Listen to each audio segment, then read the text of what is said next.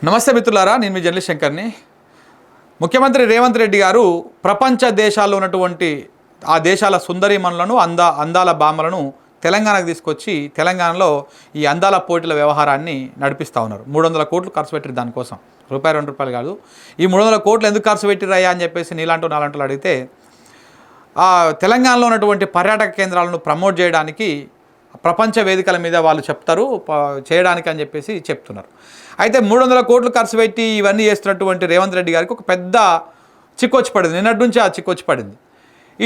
వాళ్ళు వచ్చినటువంటి అందాల భామలు రేవంత్ రెడ్డి గారిని లేకపోతే రేవంత్ రెడ్డి గారి ప్రభుత్వాన్ని ఆహా ఓహో అని పొగుడతారేమో, ఆహా ఓహో అని చెప్పేసి ప్రపంచం ముందు పొగుడతారేమో అనుకుంటే వాళ్ళు నిన్నటికెళ్ళి కేసీఆర్ పేరును బాగా తలుస్తూ ఉన్నారు. అసలు కేసీఆర్ ఎవరు అని చెప్పేసి ఈ అందాల భామలు సెర్చ్ చేస్తూ ఉన్నారంట, అడుగుతూ ఉన్నారంట.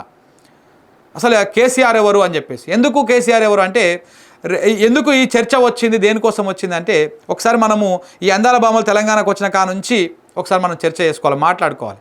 వాళ్ళు తెలంగాణకు వచ్చిరు. తెలంగాణకు వచ్చిన తర్వాత రేవంత్ రెడ్డి గారి సర్కార్ ఏం చేసింది, వాళ్ళందరినీ జాగ్రత్తగా పూల్లో పెట్టి చూసుకుంటున్నట్టుగా జాగ్రత్తగా మన తెలంగాణలో ఉన్నటువంటి ఈ పర్యాటక కేంద్రాలు ఏవైతే ఉన్నాయో అక్కడక్కడ తిప్పుకుంటూ పోయింది. ఇటు మన వరంగల్లో ఉన్నటువంటి రామప్పకు తీసుకుపోయింది, అక్కడ రామప్పన చూపించింది.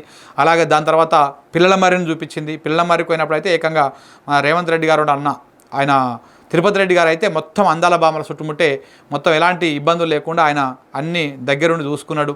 సో దాంతో అక్కడ పిల్లలమర్రి అయిపోయిన తర్వాత హైదరాబాద్లో కొన్ని ప్రాంతాలను చూపించారు. అట్లనే ఇప్పుడు నిన్న 2 రోజుల క్రితం ఏం చేశారు, హైదరాబాద్లో ఉన్నటువంటి తెలంగాణ పోలీస్ కమాండ్ కంట్రోల్ సెంటర్కి తీసుకొచ్చారు. అక్కడనే కొంత ఈ అందాల భామలకి ఆ పోలీస్ కమాండ్ కంట్రోల్ సెంటర్ను మొత్తం చూసి అసలు ఏంది ఇది ఎవరు కట్టిర్రు, ఎందుకు కట్టిర్రు అనేటువంటి ఒకటి చర్చ అప్పుడే స్టార్ట్ అయింది. అప్పుడు ఇది ఎవరు కట్టిరంటే అది కేసీఆర్ కట్టినటువంటి మాటనే వస్తుంది. ఎవరిని అడిగినా కానీ గదే చెప్తారు. ఇది అయిపోయిన తర్వాత నిన్న ఏం చేశారు, తెలంగాణ సెక్రటరియట్ దగ్గరకు తీసుకుపోయి ఒక డ్రోన్ షోని ప్రదర్శించారు. ఆ సెక్రటరియట్ దగ్గరకు పోయిన తర్వాత ఆ సెక్రటరియట్ని అవన్నీ చూసి కొంత వాళ్ళు ముగ్ధులైపోయి, ఈ అందాల ప్రపంచ అందగత్తెలందరూ కూడా ముగ్ధులైపోయి ఇది ఎవరు కట్టిర్రు, ఇది ఏంటిది, ఇవన్నీ మొత్తము చర్చించడము, పక్కన వాళ్ళని అడగడము, అక్కడ ఉన్నటువంటి కొంతమంది అధికారులను అడగడం, ఇట్లాంటివన్నీ కూడా చేసిరంట. అంటే ఇది కట్టింది కేసీఆర్. ఎందుకంటే ఎవరైనా సరే ఇప్పుడు రేవంత్ రెడ్డి కట్టని చెప్పలేరు కదా దాన్ని. సెక్రటరియట్ని కానీ పోలీస్ కమాండ్ కంట్రోల్ సెంటర్ని కానీ ఇవి రేవంత్ రెడ్డి కట్టిండు, రేవంత్ రెడ్డి మొత్తం పునాది పోసిండు దీనికి అని చెప్పలేరు కదా. వాస్తవాలు చెప్పాల్సి వస్తుంది. కేసీఆర్ కట్టిపోయింది. కేసీఆర్ ఎవరు, ఈ రాష్ట్రానికి 10 సంవత్సరాలు ముఖ్యమంత్రిగా పనిచేసిండు. ఇగో ఆయననే కట్టిండు ఈ తెలంగాణ సెక్రటరియట్ని. ఇగో ఈ పక్కనటువంటి అంబేద్కర్ విగ్రహాన్ని ఆయనే కట్టిండు. ఆ ఎదురుగున్నటువంటి అమరజ్యోతిని ఆయననే కట్టిండు. ఇగో ఈ అలాగనే మీరు పోయినటువంటి కమాండ్ కంట్రోల్ సెంటర్ని కూడా ఆయననే కట్టిండు అని చెప్పేసి ఇట్లా ఈ విషయాలన్నీ కూడా చెప్పారు. సో అప్పుడు వీళ్ళందరూ కూడా ఇప్పుడు అసలు కథ ఏమైపోయింది, ఈయనను సెల్ఫ్ ప్రమోషన్ చేసుకుందామని, ప్రభుత్వాన్ని ప్రమోషన్ చేద్దామని, తెలంగాణ పర్యాటక రంగాన్ని ప్రమోషన్ చేద్దామనో లేకపోతే ఇంకేదో చేద్దామని కాంగ్రెస్ ప్రభుత్వం తాపత్రయపడింది. రేవంత్ రెడ్డి గారు చాలా ఆతృత పడ్డారు. అందాల భామలు ఎప్పుడొస్తారా అని చెప్పేసి 1000 కళ్ళతో ఎదురు చూసిండు వాళ్ళు రాకముందుకు. వాళ్ళు వచ్చిన తర్వాత ఇప్పుడు తీరా ఇప్పుడు ఏమైపోయింది, వాళ్ళంతా కేసీఆర్ గురించి ఎంక్వైరీ చేయడం, కేసీఆర్ గురించి చర్చించుకోవడంతో అరే మనం తీసుకొచ్చింది ఏంది, ఇక్కడ ఏం జరుగుతుందని చెప్పేసి అక్కడ సెక్రటరియట్కి తీసుకుపోవడమే రేవంత్ రెడ్డి చేసినటువంటి మిస్టేక్. తీసుకుపోయి అక్కడ డ్రోన్ షోలు చేయడం, ఇవన్నీ చేయడము ఆయన చేసినటువంటి మిస్టేక్. సో కాబట్టి ఇక్కడ 300 కోట్లు పెట్టి వాళ్ళు పెట్టి ఏమన్నా అద్భుతంగా ఆహా ఓహో ప్రచారం అవుతున్నది, ప్రమోట్ అవుతున్నది అంటే ఏం ప్రమోట్ లేదు, అంత ఉత్తకథనే. ఈ 300 కోట్లు ఖర్చు పెట్టి ఆ అందాల భామను తీసుకొచ్చి ఈ అందాల పోటీలు నిర్వహిస్తూ ఉన్నారు కదా. దీనివల్ల 300 రూపాయల ఆమ్దాని కూడా తెలంగాణ రాష్ట్రానికి రాదు కూడా. వాళ్ళు ఏం ప్రమోట్ చేస్తుర్రో, ఎందుకు చేస్తుర్రో, అసలు దానివల్ల ఏమొస్తుందో సగటు తెలంగాణ వ్యక్తికి అర్థం కూడా అవుతలేదు. ఎందుకు ఇంత హంగామా చేస్తుంది రాష్ట్ర ప్రభుత్వము, దేనికోసం చేస్తున్నది. రేవంత్ రెడ్డి గారు అయితే ఏకంగా మొన్నగా 17 మంది చనిపోయారు అగ్ని ప్రమాదంలో.